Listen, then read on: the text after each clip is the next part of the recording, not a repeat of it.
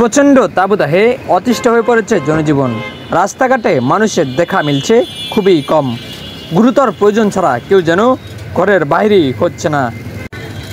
প্রচণ্ড গরমে একটু স্বস্তির জন্য শরবতের দোকানে হয়েছেও ব্যাপক ভিড়।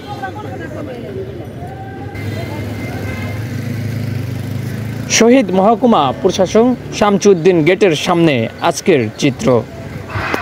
আজকের দিনে তাপমাত্রা ছিল ৩৮ ডিগ্রি সেলসিয়াস। উচ্চ তাপমাত্রার কারণে দেশে বাড়ছে হিট স্ট্রোক। দেশের বিভিন্ন প্রান্তে হিট স্ট্রোক করে বেশ কয়েকজন মারা গিয়েছে। আজকে সিরাজগঞ্জ কাজীপুর উপজেলাও একজন হিট স্ট্রোকে মৃত্যুবরণ করেছে। ভিডিও বিস্তারিত আরমান খান, সিরাজগঞ্জ।